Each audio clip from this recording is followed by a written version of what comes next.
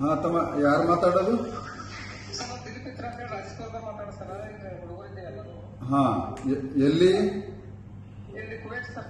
ಕುವೈತ್ನಲ್ಲಿ. ಹಾ, ಎಷ್ಟು ಜನ ಇದ್ರಿ?